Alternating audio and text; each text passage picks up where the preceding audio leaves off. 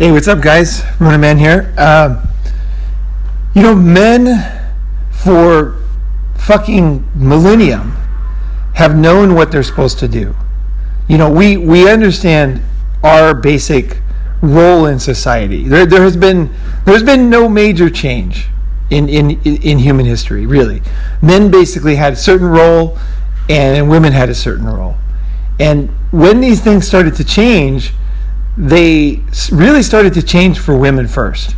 So women went through the change first. Back, I don't know when it really started. I think it was sometime in the 1800s when women started to relook at their roles in society and what they wanted to do and what they were tasked to do. And then they started to think about, do we want to do this? Is this good? Is this the best way to do it?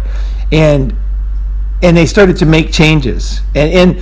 And essentially, the way I look at it is men basically were like, okay, we'll accept this. That's cool. These are fundamental things. Like, these are not easy to accept things. These are like roles. Our roles, your role in your family is not easy to change. These things are very difficult to change, but men accepted it. They're like, okay, cool. You guys want to, look at life differently. And I think women really led the thinking on this one. They were the first ones to say the traditional roles, essentially the roles of a woman on a farm, in a farming community, are not, I don't want to do this. This doesn't match my life today. And these are, I think it's easy to say, feminism, this and that, but these are important things. Humanity needs to update itself from time to time, where things are not, the old way doesn't work, and we have to think, okay, wait a second, now, what can we do that does work, right? And we're seeing this now with raising children with electronic devices.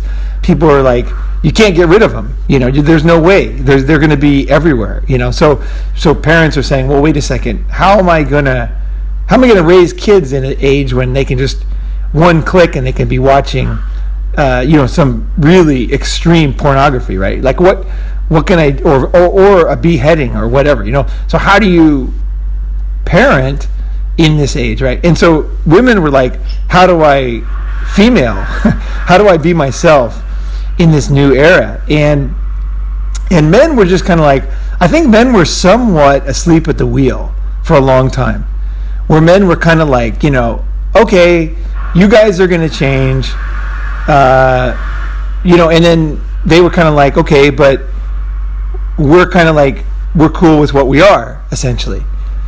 And I think that it's been, so that started, women started changing like way back, over 100 years ago, right? Let's say 150 years ago, this concept started, and men were kind of like basically not really changing until recently. And I think what happened with men is that there was a point, and I think the point has been reached now with the pressure that men have from everything. And the thing is you'll tend to see women, minimizing the changes that are being kind of inflicted upon men. Essentially, they're being like, they're not. They weren't chosen by us. The changes that men are going through right now, a lot of it is a reaction to an environmental change. And so men have been, like I said, I don't know if the reason is because we were working. Men traditionally held all the jobs, and like we're always at work and didn't have time to do things, And one of the greatest quotes after 9/11 I heard, when they interviewed an older guy in the Middle East, and they said, what do you think about the jihadis and this and that?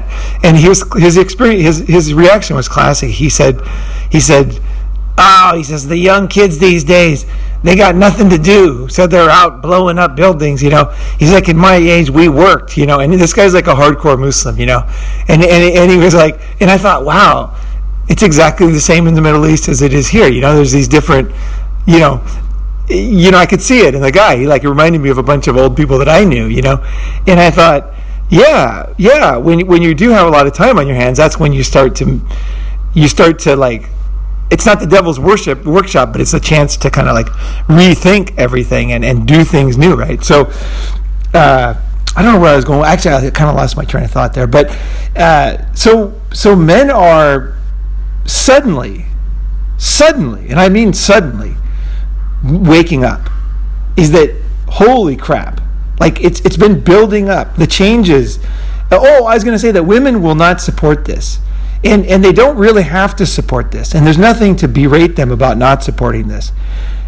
Women created their own changes. They saw the world the way it was, and they said, I don't want to do this anymore. I want to do that. I want to change this, right? I don't necessarily want to have the same haircut, right? I want to have a new haircut. I want to do this. And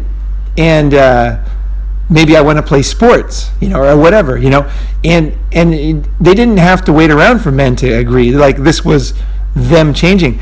And men, while we've let it, instead of doing it piece by piece, we let it build up.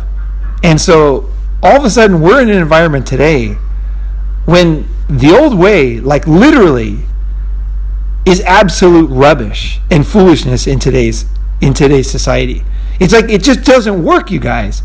There is no, the way that men think, the way that we have been trained, and also the way our parents taught us in this mindset or ideology of being a man, was because it's kind of our own fault. We didn't change over time. So suddenly men are like, this is like, no way. Like, I'm not bad because I'm a man. Like, that is ridiculous. Like, what are you talking about? Like, there's two children and one is female and one is male and the one is bad? Like, are you crazy? Like, is a dog, are female dogs bad? Are female mosquitoes bad? I mean, it's like, wait a second. Like, this makes no sense. Like, I can't, no. This is what guys are saying. They're like, no. I know a lot of lovely men who've helped me over the years, and we're very loving and supportive. And the idea that one of the other ideas is that men are dangerous around children, and then it's like, men are like, what? Like, a lot of men that, especially guys that I work with, have been abused by women. It's a very common thing, actually. And I mean, like, seriously abused, like when they were like 10 years old. I'm not going to give details because I don't want to give the stories of things people have shared with me, but like serious abuse where it's very extreme. And they're like, wait a second. Men are not always the perpetrator. This is crazy. My life was, and I'm not talking about my life. I'm talking about the guy who's telling me his story of abuse recently. It made me cry. Like, it was so sad what happened to the kid. It was just incredible. And I thought, for somebody like that to hear that he's the abuser and he is untrustworthy, it's too much. It's like, no, this doesn't make any sense. And men, even the most reasonable men, I'm not talking extreme men. I'm talking all men. Men are just like, no, I'm not bad. No, my son isn't bad. No, this other boy isn't bad. And this girl doesn't, what are you, like, what the, no, it's like it's gone too far. And because men have not, I think, slowly, essentially built the structure, the foundation for change in ourselves, it makes it difficult, because I think this is what's causing a lot of guys to kind of react very angrily, is because there isn't a tradition, there isn't a history of guys like slowly changing and going to, changing their role, changing themselves, and so men are just kind of like that's what's starting this whole. It doesn't matter what the title is. It could be anything that men are all gravitating towards. It could be a character like Jordan Peterson. It could be MGTOW. It could be pickup. It could be any kind of back to, I don't know, like extreme back to nature or survival or whatever. But these are all the same movement in many ways. it's men saying, wait a second, and I think honestly, I think a lot of us, we watch all these things over our time, right? We're like the idea that you're clearly one type of man, or whatever, you can put a label on yourself, is totally, it really is really untrue. I can tell you that from working with guys, because now I work with many different guys who we share a lot of personal stuff, and once they might say, okay, I am a MGTOW, or I am a this, but once I talk to them for a long time, they'll finally admit to me, he's like, well, I actually bought a bunch of products that were, and then it's like I realize that we have all experimented, we've all thought, we're looking for new ways, we're trying to find solutions, we're realizing that society is not going to do it for us. Like, society is not going to change for us. We need to say, okay, wait a second. I guess essentially, like, what is totally unacceptable? Okay, the idea that a living being is bad from birth, that is fundamental abuse. I mean, there's no question about that. That is like, it's the lowest form of abuse, and sometimes parents do it to children. Will they'll scapegoat a child? These are things that are just unacceptable. And it doesn't matter, obviously, if it's a male or female. It's this type of scapegoating, and that's what I see happening to men, is essentially being distrusted and scapegoated. And that was what the whole thing was with that whole Gillette ad. Is we can be better. It's not really we can be better. It's that you are fundamentally flawed. That was the message. And so you have to be better, otherwise, you're flawed. And that thinking is a never-ending treadmill. That's what guys don't realize, is that you think, I'm fundamentally flawed, so I'm going to change, I'm going to improve. Well, once you do that one improvement, there's another, and there's another, and another. It's a way of thinking that you basically have no value, and you have to earn value.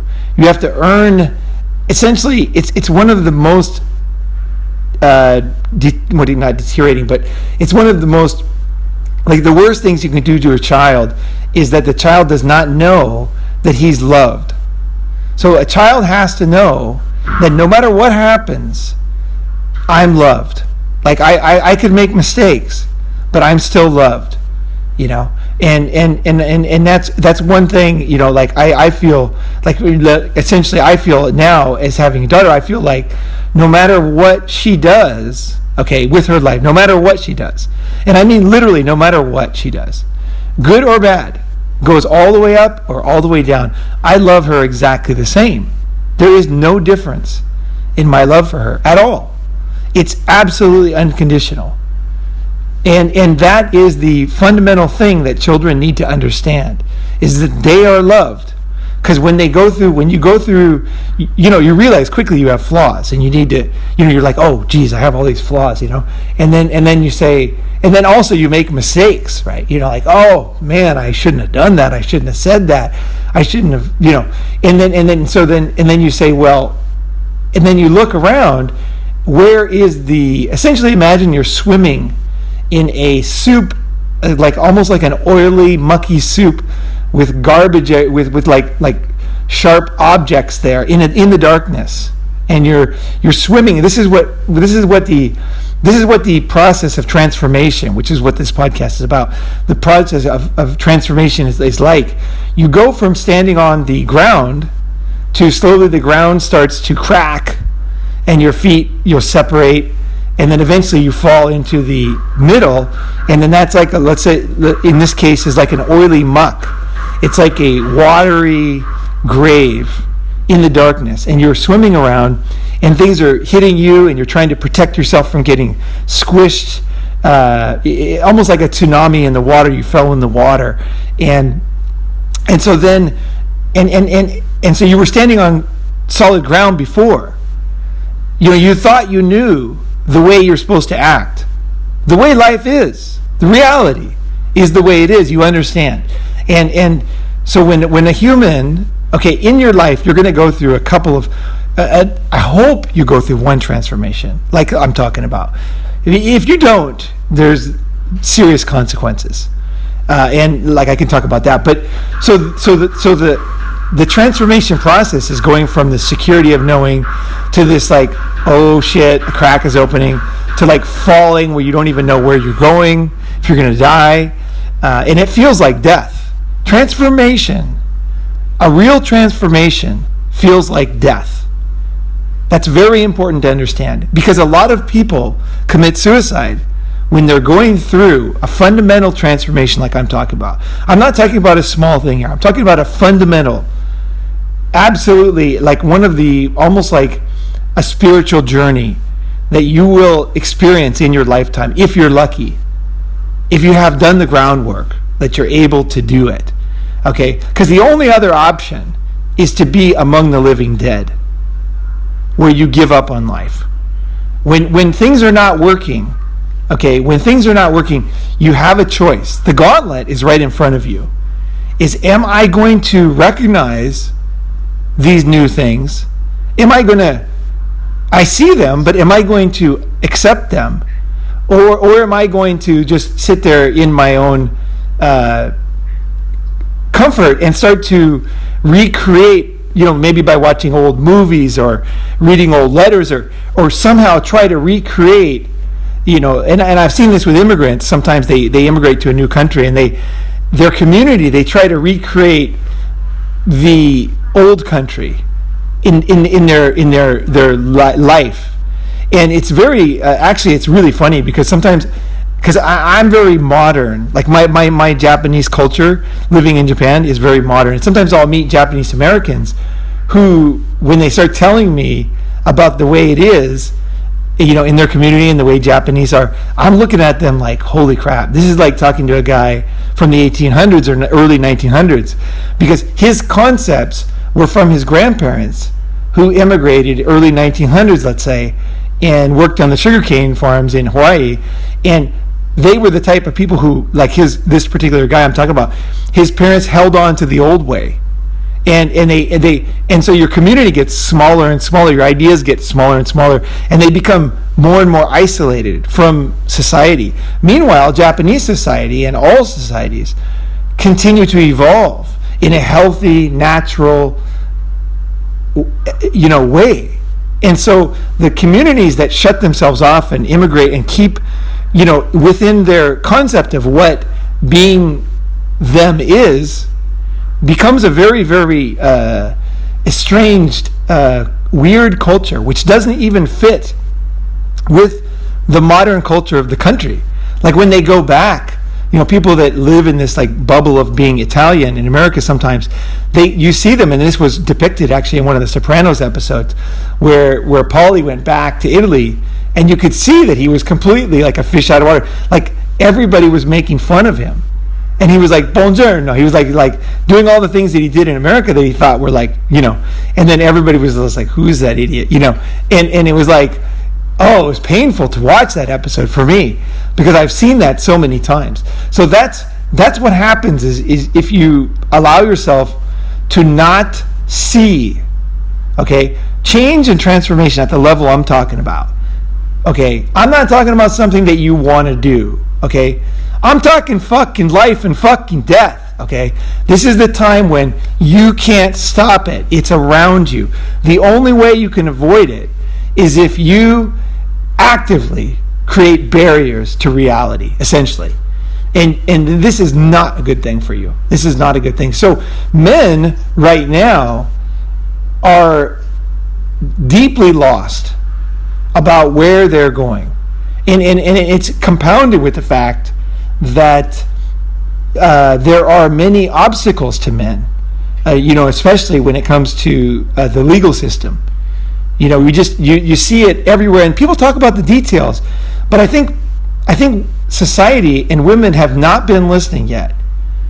They think that it's somehow a joke, but it's not a joke. Men die, I think it's like 98% of the war deaths, of American war deaths, are male. And in history, I think it might even be 99. It's really high. Okay, it's basically almost 100%. And men die earlier, 7 years earlier than women. What is the most important thing on this planet? Is money the most important? No. Life is the most important. And so whenever anybody talks about inequality, they always talk about money suddenly. People will say, if you ask them another question in another way, they'll say, oh, money doesn't matter. Sometimes I have money, sometimes I don't. It's fine. As long as I have my friends and my family and my life and my health, I'm fine. Meanwhile, men are dying because of stress, because of this incongruous, this lack of connection between where they are and where the world is and how the world's treating. And so men are just like completely like almost like walling off and alone drinking, just like not sure. Men don't know what to do next. But the men that are, I would say for myself, I think that I should talk about my one of my latest transformations. And I just realized it last night. So this is like fresh fucking hot information here. I just realized last night that I came through a massive personal transformation. Just like pretty much now. And this transformation, I started to think of when it started. When did it start? When did I start to undergo, when did the cracks in my reality start? They started in late 2013. And I was in China. I had worked very hard on a business. A lot of guys I know about this. And I had built a business, a very successful business. And I started to see that I was losing control of this business. And it wasn't just a business. Because for me, I went to China to learn Chinese. That was what I had to do. So I had to change countries. I had to say goodbye to my friends. I had to close my company. I had to say goodbye to my sister in Japan and my nieces. I had to say goodbye to all of my girlfriends. I had to say goodbye to all of my friends that I had built over 16 years. So going to China was not a small thing for me. But it was something that I there was a lot of reasons, and actually that's another story in itself. But which was also a very incredible transformation, painful also. But I would say the number one thing is that I felt, and this was a very complicated story, so I should tell the story sometime, of why I left Japan for China. But I think the number one thing, if I look back on it, was that I saw that I was a Japan expert, okay? I was fluent in Japanese, I had very comfortable, and I could see that my life was not going to grow any farther. And I needed to keep growing. Japan is not a huge country. It's the same size as California. And I was going to end up spending my whole life there. And I could see that I see myself as being more, okay, than just one country. And I was like, no. And China had always been this beck and call to me ever since '89 when I first went there. And I went there to fight in the Tiananmen Square massacre. But I was too late. I got there in the summer of 1989. So I missed that. But ever since then, and even before that, back in elementary school when I read The Good Earth, from my teacher gave it to me, I had this massive yearning to understand China. And so this was like in the language, the language fascinated me, and so I said to myself, again, we're not talking about money. This was like emotion and my journey as a man. This was my path, right? I had to go there. I had to do it. And everybody told me not to. They said, the language is too tough. You're too old, blah, blah, blah. And I was like, I know. I have to go. I can do it, of course. So I went and I did. And so when I lost the business, when I started this latest, I would say the most painful and important transformation of my entire life just ended. I really could safely say yesterday. And March 12th, 2019. And I started with, there's a lot of details, but I won't go into the details that much because there's just too much. But the business was being taken from me, but on a very gradual basis. It's almost like the crack in my world was you couldn't even perceptively see it. When there's two blocks and like there's a little crack, where they're kind of connected together. You can't quite see there's a crack like forming, and then it just like, it was so slow and so deliberate. And this is how my partner planned it, is so that I wouldn't notice, is that slowly I was losing access to important things in the company. Like all of a sudden I didn't hear about the retainers we got. I didn't hear about cash or this. I didn't hear about cash flow on a daily basis. And I was like, oh, I'm not hearing about that anymore. I was like, oh, that's fine. She's probably, it's probably fine. And then it was like one more thing. Now I'm not being invited to dinners, with our clients, and it was basically all being taken away, right? So that threw my reality, because I was a Japan person, then I was a China person. But when I lost that business, I lost everything. Okay, I lost all the money I'd invested in that company. I lost all the time I had spent learning Chinese. No, not totally, of course.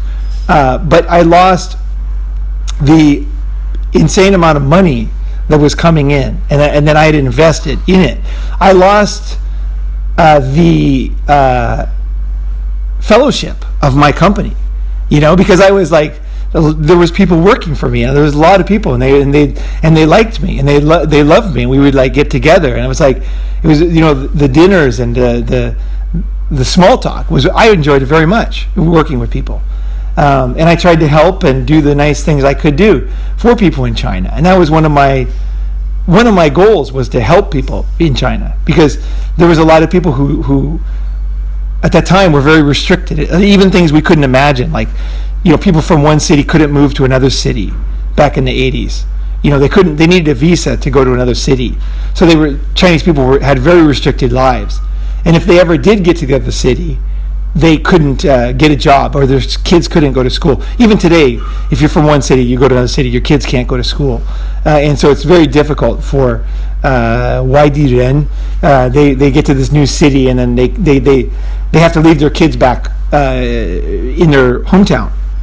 So they can go to school, and so families are ripped apart and all this. So either way, I felt like, I was there, I had money, I was able to help, and I had compassion, and I wanted to help a lot of people, and I was able to work with and help at the same time. And that was like, all that was taken away. It was almost like it didn't happen all of a sudden. Now, it wasn't really like that, but it felt like it, because I lost access, So when I left, I truly fell into the abyss. And I just posted a picture on Instagram, on Facebook, which was my very first Instagram post, which was in this period, the very beginning, in February 14th, 2014, when I posted a picture in Hong Kong. And I remember the feeling of utter abject confusion I was in. I fucking did not know where I was going to go. I had lost everything. I was piss poor broke. Let's see, what is that? 5 years ago. So I was just almost 50 years old. I had lost everything I had worked for. I had lost all my money. I had a very small sum of money, and I had no house. I had 2 suitcases. The air was out of my sails, you know what I mean? Like, my confidence was not high. I had been forced to, like, almost like a rat, to run around. And the best example I can use is when I arrived in Hong Kong. I had it's really a great story, actually. The whole thing is epic. But when I'll just tell you a small part. So I had all these bags, and the max I could bring on the airline, and so they were too heavy. And it was during Chinese New Year, so I had no place to live.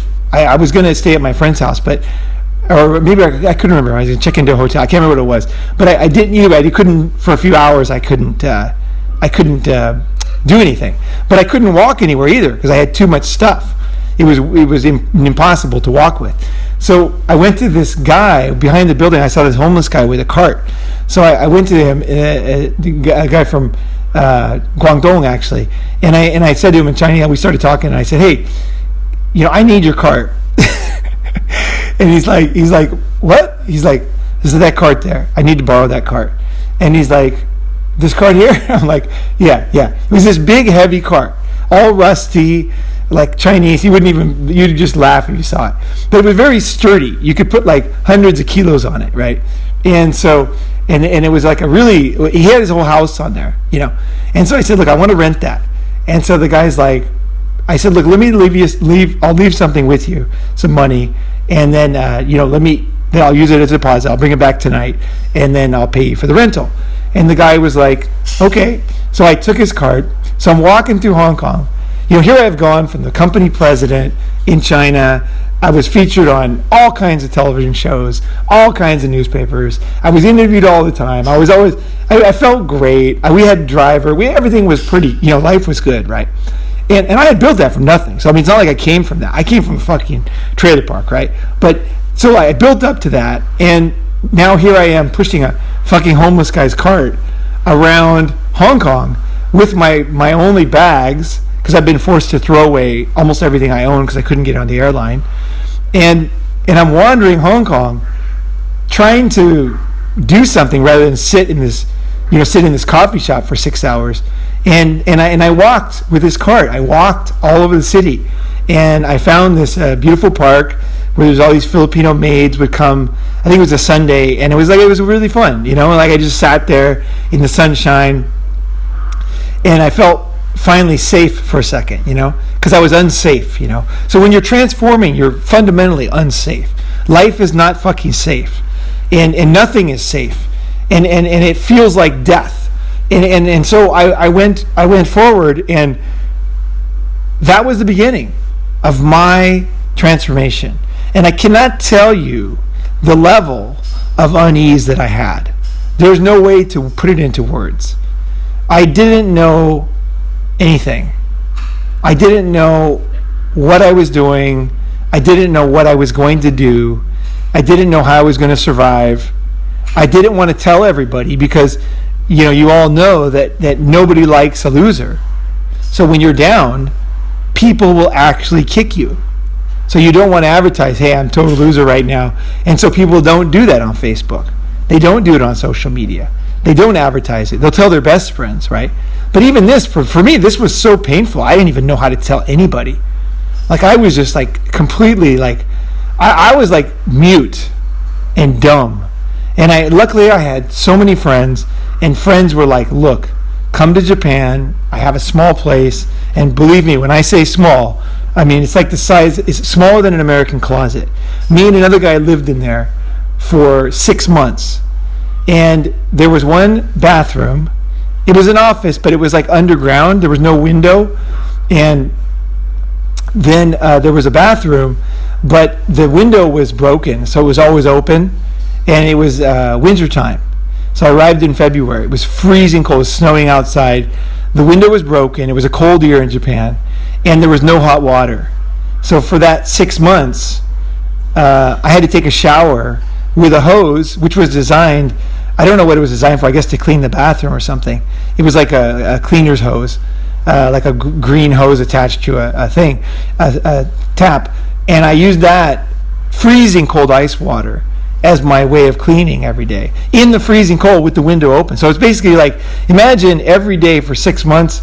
Well, no, because it wasn't that cold for 6 months. It was very, very cold for I don't know how long, but it seemed like forever. Bone-chilling cold. And imagine standing outside in the snow. Okay, that's essentially what it was. Using a cold water hose to clean yourself for months. That was me. And I did that, and the reason why I did that is because I knew what I wanted to do next. Okay, I had a vision of what I wanted to do. I knew that I had built these businesses right before, and all these businesses were offline businesses, and they were, and I knew that offline businesses, there's so many ways for people to screw you over. Like the local tax authorities, people can shake you down. In other countries, things happen. Okay, you're not safe, right? With an offline business, you're visible. And so I was I knew I didn't want to do that. I knew for my whole life I didn't want to get a job. I was never going to work for somebody else. I am not a consumer. I am not a employee. And it's not because of pride. It's because I know I have more value than my salary. That's why people would hire me. And I just know that. I fundamentally, at the deepest level, understand that. And so I'm I need to build things for myself, just for my own self. Why would I give away myself? Why would I sell myself, the most valuable thing I have, short, for no reason? Like, doesn't make any sense. Either I believe in myself or I don't, and I do. So I'm like, okay, I got to build a business. So, but I had learned that offline businesses were very blackmailable, essentially. So I was like, I got to build something online. And that's why I was willing to eat shit for a long time until I could build a business online, because I wanted to live off this money online only. I never wanted to build another offline business again, and I never wanted to obviously get a job, and I never wanted to live off the state. I never wanted to take a handout. I've never taken a handout. So I'm like, okay, so that's another fundamental thing. I think you guys probably guessed that about me, but I would never do that. That doesn't interest me. So playing the games, food stamps, or whatever the fuck people do, getting loans or help, fuck that. No, dirty, dead, and no good. No good for my soul, okay? That is a dangerous poison. It's a sugar. It's an infestation of a mindset which I do not want, okay? So I moved on, and in the next 5 years, so starting from then till now, 2019, which is pretty much, March 13th. So actually, it's been over 5 years, and then there was a lot of things, and I don't want to go through the whole thing, but the final thing, okay, was when with my child and not having access to her, and I had already been shaken by a lot of things, and I had been attacked at a level in my life that most people wouldn't be able to withstand, and financially and every other way. And I'm talking back in 2013 on to until the recent crisis, not nothing to do with the recent crisis. So I had gone through a lot, and so I felt like, is this everything? Can I take this? Really, can I take this? So then, when this new thing happened, it was on another level. It wasn't just insecurity of country and having no place to live and having no money and being stubborn as fuck about doing my dream, and looking like an idiot to everybody at a ripe age of 50 years old. You know what I mean? That is very difficult. It's easier to live on someone's couch when you're 25 than it is when you're 50. It's a different thing. It fundamentally requires more internal strength to know what you're going to do and to believe in yourself and to believe that you're going to create this castle that's in your mind. You're going to make this in reality. In this case, it's an online castle. But so I already had a lot of like torpedoes hitting me, and maybe they say God gives you what you can handle, right? Maybe that's the truth. Maybe I'm pretty fucking, there's something, either way. So the challenges increased, and this time was even bigger and more fundamental to my makeup, and all reality fell out from underneath me, and it combines with everything that we know about the way men's rights, not having, like all the weakness, all the things stacked against us. It all became very real to me, the reality of modern life, and I fell into this thing. And also, I again did not look good to anybody else. I didn't look good, and it was like really on a deep level, and it was like I did not know what I was going to do. I fell into an emotional pit of despair. Now this pit of despair is not what you fucking think. This is a pit of joy, okay? Because I did not do anything, okay, to avoid this fundamental transformation. I didn't drink any alcohol. I didn't do anything to run away, to hide. I didn't take any drugs. I didn't do anything that would soften the blow for me. I did not allow myself to resort to any thing that would make it easier. So I didn't sit around watching TV all the time. I didn't watch reality TV. I didn't get a Netflix subscription. I didn't do anything that was going to allow me to run away from my feelings And I also didn't run into like a bunch of, like one of the reasons that people say, well, why don't you just go pick up a bunch of girls or do that or this, that. I have done that. I've been there. I've learned the lessons. This is not what I want to do now. And so I'm a very decisive person. When I've decided something, people that know me for 20, 30 years, they know. When I say something, I'm going to goddamn do it. Like there is no doubt I will do it. Okay? And so my people that know me a long time, they know. They're like, okay, he says he's going to do this. He's going to fucking do this. And it's just the way I'm built. So when I said I'm going to, I guess essentially I kind of acquiesced to, I guess I could see, okay, is that this challenge was the biggest challenge I personally had ever encountered.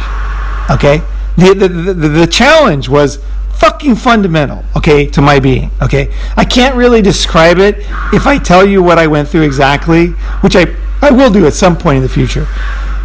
You might understand but not understand. The reason why is because we all have different realities. We have different structures of beliefs, and different things affect different people differently. So it's very important to know that your reality is not my reality, and my reality is not your reality. And so when you're trying to assess where somebody is, you have to know where they're mentally at. What do things mean to them? Not what do they mean to everybody else. You know, what do they mean to you? And I just thought of this yesterday. I don't know if it's unrelated, but I had this quote on my Facebook, and it was "Love the one you're with," and it's a song from the 70s. And it's if you can't be with the one you love the one you're with. And that was always my philosophy when I had open relationships. It was just like, but I left it up there. And recently a girl complained about it, the girl I was dating before. And she said she wanted me to take it down. And what was striking about that for me was I thought about why I had it up. Because love the one you're with is not a very nice thing to have when you're in a relationship. You have, you have big plans, right? But to understand a person, you have to listen. Okay? You can't just assume. And actually the reason why I had love the one you're with on my Facebook as my motto is not because I was interested in being with somebody else sexually or doing anything like that. It had transformed for me. The meaning for me is that the moment is where it's at. And being with somebody, okay, and I am a love the one you're with person. So if you're with Ronin Man, if you're talking to Ronin Man, I'm with you. But when I'm not with you, I'm out with somebody else. You know what I mean? I'm out experiencing my life.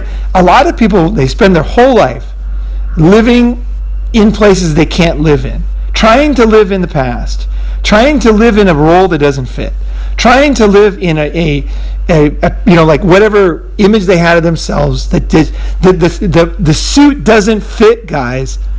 It doesn't fucking fit.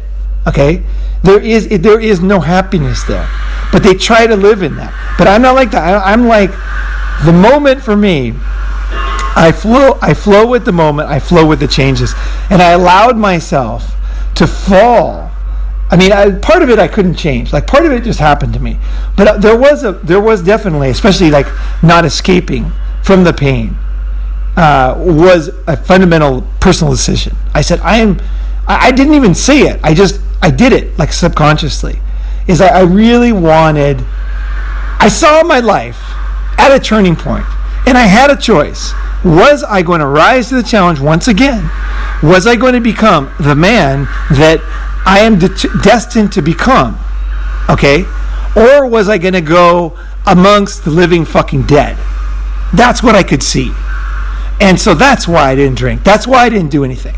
Because I knew that anything like that would fundamentally dull me and slow down, and maybe even halt this transformation. And so I was like, no matter how painful this is, because it wasn't just the pain of the new thing, it was the pain of everything. And then here's what really, this is, and you guys know a little bit about this, but what it did was it brought back, for the first time in my life, I went back into my history and found I had no choice but to dismantle my history down psychologically and understand who I had become and why I had become this. Because I knew if I did not, I would repeat this life. I would repeat the mistakes. And I don't know about you, I cannot do that. I cannot. Because if I do, I will explode. I have to move forward. I will blame myself so heavily if I become like that. Like the living dead, like everybody. Most men, they really are walking dead. They are fucking walking dead. And here's one thing, you guys, and this is important for you to know. If you're listening to this and you're really getting what I'm saying, this is very, very heavy episode. We're talking like it's. I don't know if you see that. What was that movie? Robin Williams movie he was in, where the student commits suicide. He was the teacher, but that movie is the kind of level. Like this is the type of stuff I'm talking about. I came out of this with I can tell you this right now, and this is fresh. This is fresh to my own brain, starting from last night. Is I transformed into the next me. Right now, I am a new me, not the same person you met at the last MGTOW convention. Okay, summit. I am a new me. I have fundamentally altered my views on life and myself. I understand where I came from, but I don't have any resentment. I've completely let that go. Resentment for what happened to me is gone. I have gone through the fire. I allowed myself to go through the fire. And now I can see myself. And also, I fundamentally feel differently. I don't think the same thoughts every morning that I used to think. Like, I don't even have to fight against it. I'm just like, I wake up and I'm sitting there, and it's not self-hatred. The things that I was taught about myself, they're not there. I'm just like sitting there.